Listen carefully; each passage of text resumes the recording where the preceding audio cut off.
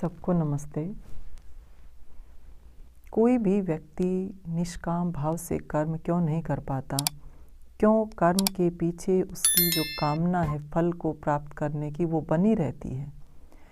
तो योगीराज कहते हैं कि जिस व्यक्ति के अंदर कर्म के फल की इच्छा बनी रहती है, लगातार बनी रहती है, निष्काम भाव से वो कर्म नहीं कर पाता, वो इसी कारण से होता है कि उसके अंदर मैं कर रहा हूँ ये भाव अहंकार के कारण पूरी तरह से समाया रहता है। इस कारण से उसको फल की इच्छा लगातार बनी रहती है। परंतु इसके विपरीत योगीराज कर्म के इस रहस्य को समझाते हुए कहते हैं कि व्यक्ति कर्म करने वाला नहीं है, वो करता नहीं है, क्योंकि जो कर्म मनुष्य के द्वारा किए जाते हैं वो सब प्रकृति से प्रभावित होकर के ही किए जाते हैं। इस विषय में हमने पहले भी चर्चा की है कि इस प्रकृति के अंदर 3 गुण है, ये प्रकृति त्रिगुणात्मक है। और हमारा जो ये शरीर है, हमारा स्थूल शरीर, सूक्ष्म शरीर, ये भी प्रकृति से ही बने हुए हैं। इसमें भी वो 3 गुण काम करते हैं और इसी तीनों गुणों के माध्यम से ही हम जब क्रिया प्रतिक्रिया करते रहते हैं, बाहर के विषयों से प्रभावित होकर के हम जो भी काम करते हैं उससे जो हमारे संस्कार बनते हैं, अंतःकरण के ऊपर जो संस्कार अंकित होते हैं, उसी से हमारा स्वभाव बनता है। और हर व्यक्ति, प्रत्येक व्यक्ति अपने स्वभाव में बंध कर के ही सारे कार्य करता है। तो योगीराज इसी प्रसंग को आगे बढ़ाते हुए क्या कह रहे हैं? प्रकृतेर गुण सम्मूढ़ाः सज्जते गुण कर्मसु तान कृत्सन विदो मंदान कृत्सन मिन विचालियेत। कि प्रकृति के गुणों से प्रभावित हुए पुरुष गुणों के कर्मों में आसक्त होते हैं, यानी गुणों में आसक्त होते रहते हैं, उनसे प्रभावित होते रहते हैं। उन थोड़ा जानने वाला, तान कृत्सन विदो मंदान, कि उन थोड़ा जानने वाले अज्ञानियों को सब कुछ जानने वाला विचालियेत, कि वो विचलित ना करे, न विचालियेत, उनको विचलित ना करे।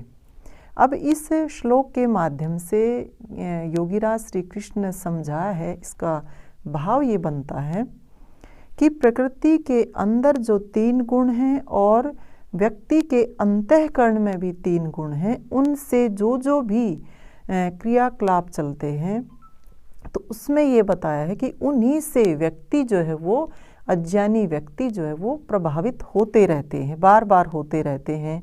जैसा भी गुण, क्योंकि तीनों गुण होते हैं, एक गुण की प्रधानता होती है। जो सात्विक वृत्ति का जो व्यक्ति होता है वो सात्विक विषयों को ही ढूंढता है प्रकृति में। रजोगुणी व्यक्ति है, रजोगुण से युक्त विषय उनका होता है।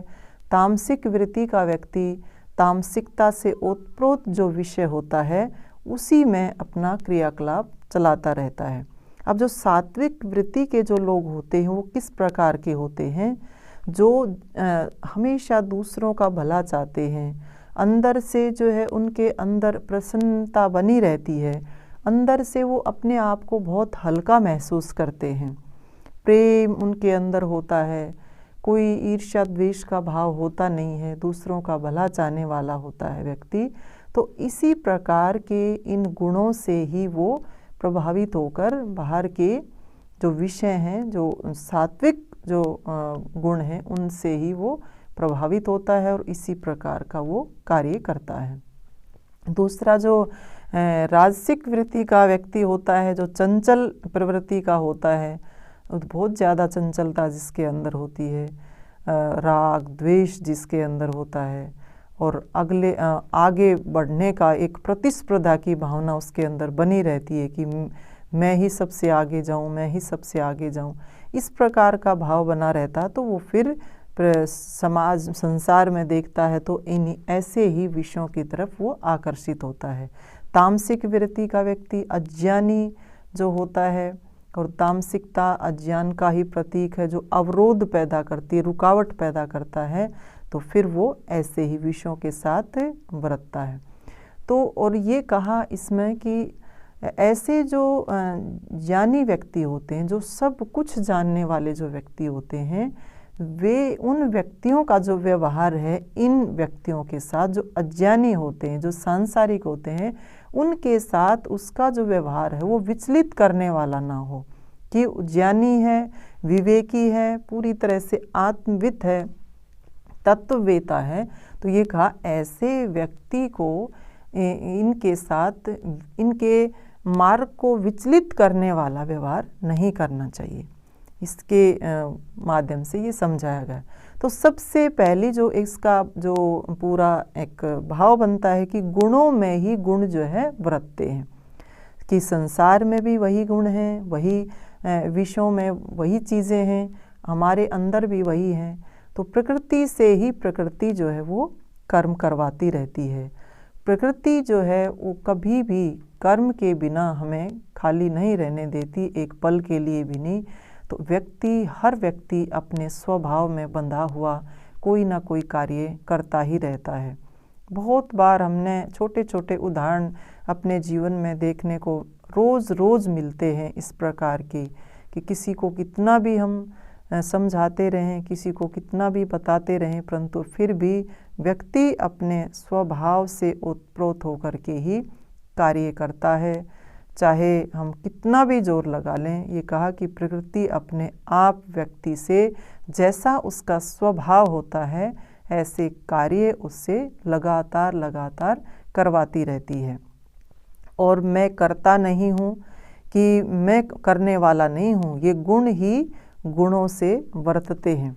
तो इसमें हमारे जो विद्वान हुए उन्होंने बहुत अच्छा उदाहरण देकर के इस बात को समझाया है कि जिस प्रकार से जो कुम्हार एक घड़ा बनाता है, कि गुणों से ही जो है गुण आपस में मिलते हैं, वही कार्य करते रहते हैं। तो ये कहा जैसे कुम्हार घड़ा बनाता है, मिट्टी का घड़ा बनता है, तो कभी भी वो रेत का घड़ा नहीं बनता, क्योंकि रेत के अंदर वो गुण नहीं है जो एक मिट्टी के अंदर है। मिट्टी के अंदर जो है घड़ा बनाने के गुण हैं। और दूसरी बात कि कुम्हार ही घड़ा बना सकता है, एक डॉक्टर घड़ा नहीं बना सकता। क्यों? क्योंकि कुम्हार के अंदर घड़ा बनाने के गुण हैं और मिट्टी के अंदर भी जो है घड़ा बनने के गुण हैं। तो कुम्हार जो है वो घड़ा बनाता है, तो अकेली मिट्टी ये नहीं कह सकती कि मैंने घड़ा बनाया है, ना अकेला कुम्हार ये कह सकता कि मैंने घड़ा बनाया है। तो एक दूसरे से जो है उन जो गुण हैं, कुम्हार के अंदर घड़ा बनाने का गुण है और मिट्टी के अंदर घड़ा बनने का गुण है, दोनों आपस में जब मिलते हैं तभी जो है वो घड़ा बन करके तैयार होता है। तो इसी प्रकार से प्रकृति का हर कार्य हो रहा है, गुणों से ही जो है गुण मिलता जा रहा है और कार्य जो है वो होता जा रहा है। तो संसार का जितना भी कार्य है वो इसी प्रकार से हो रहा है। तो मिट्टी के अंदर भी ये अहंकार नहीं होना चाहिए कि मैं घड़ा बना रही हूँ, और दूसरी तरफ जो कुम्हार के अंदर भी ये इस मैं का भाव नहीं होना चाहिए कि मैं ही बना रहा हूँ, कि अगर मिट्टी ना हो तो कुम्हार घड़ा कैसे बना सकता है। तो ये जो गुण हमारे अंदर विद्यमान हैं, ये प्रकृति से ही उत्पन्न हुए सारे के सारे गुण हैं। तो ये कहा कि मैं करता हूँ, ये जो अहंकार हमारे अंदर काम करता है, इससे हमें जो है अपने आप को हटाना चाहिए कि मैं करता नहीं हूँ, ये तो गुण ही हैं, प्रकृति के गुण मेरे अंदर हैं और प्रकृति के गुण ही जो है इस पूरे संसार में हैं। संसार में मैं रह रहा हूँ, संसार में रहते हुए मैं कर्म कर रहा हूँ। तो ये कहा और फिर आगे ये बात कही है कि जो ज्ञानी व्यक्ति है, ज्ञानवान व्यक्ति है, वो अज्ञानियों को अपने ज्ञान से विचलित ना करे। अब जो व्यक्ति खुद विचलित होता है वही तो दूसरे को विचलित कर सकता है, परंतु जो व्यक्ति खुद में विचलित नहीं है उससे कोई भी व्यक्ति विचलित नहीं हो सकता। ऐसा कभी नहीं, असंभव है ये कि विचलित न होने वाला व्यक्ति किसी को विचलित कर सकता है। ज्ञानी व्यक्ति संसार का उपकार करता है, संसार के कल्याण के लिए वो कर्म करता है।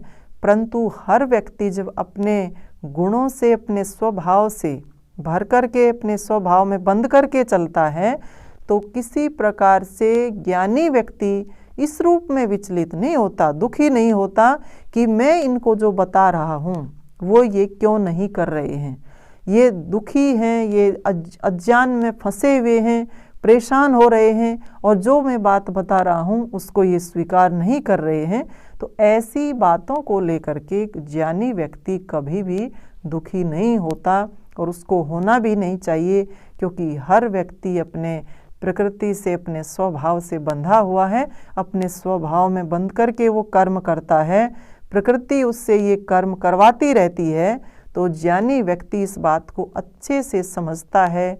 उसका कार्य यही होता है कि विवेकपूर्ण तरीके से अपने उस कार्य में जो है, समाज कल्याण के कार्य में, संसार के उपकार में निरंतर लगा रहेगा। किसी से भी विचलित ना होगा और ना किसी को विचलित करेगा। इसी प्रकार से जब वो आगे बढ़ेगा तो धीरे धीरे उसके व्यवहार से लोगों को कुछ सीखने को मिलेगा। हर व्यक्ति अपने स्वभाव में, अपनी प्रकृति में बंद करके ही कार्य करता है। इस बात को हमें समझ करके चलना चाहिए। हम भी अपने दैनिक जीवन में देखते हैं, दूसरा व्यक्ति, एक व्यक्ति दूसरे से जो है प्रभावित होता रहता है, दुखी रहता है, ये ऐसा क्यों नहीं करता, अगर ये थोड़ा सा सही हो जाए तो सही काम चल जाए, इसमें थोड़ा सा सुधार हो जाए तो जीवन संवर जाए। परंतु ये देखना होता है कि हर व्यक्ति के अपने संस्कार होते हैं, अपनी प्रकृति होती है। हर व्यक्ति अपने उन संस्कारों से प्रभावित होकर के ही कर्म करता रहता, और अपने आप को ही जो है, कोई व्यक्ति अपने आप को मूर्ख नहीं जो कहता, चाहे मूर्ख से मूर्ख व्यक्ति भी अपने आप को कभी भी मूर्ख नहीं बता सकता, क्योंकि वो अपनी बुद्धि से काम करता है। तो इसी प्रकार से हर व्यक्ति अपने उस कर्म के बंधन में बंधा हुआ है, अपने स्वभाव में बंधा हुआ है, और इसी प्रकार से वो कार्य करता रहता है। उसको पता भी नहीं चलता। कई बार आपने देखा होगा, व्यक्ति ये कहता कि ना सोचते हुए भी मन में ऐसे विचार आ रहे हैं, ना चाहते हुए भी वाणी से ऐसे शब्द निकल रहे हैं, शरीर से ऐसा ना चाहते हुए भी फिर भी कई बार व्यक्ति का हाथ उठ जाता है, या जो कितना भी कोशिश कर ले, कोई भी बुराई छोड़ना चाहता नहीं छोड़ पाता है।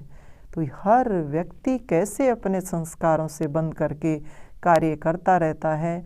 तो ये सब का सब जो है प्रकृति का खेल चलता रहता है, इसको हमें समझना चाहिए। इन्हीं शुभकामनाओं के साथ आप सबका धन्यवाद। सबको नमस्ते।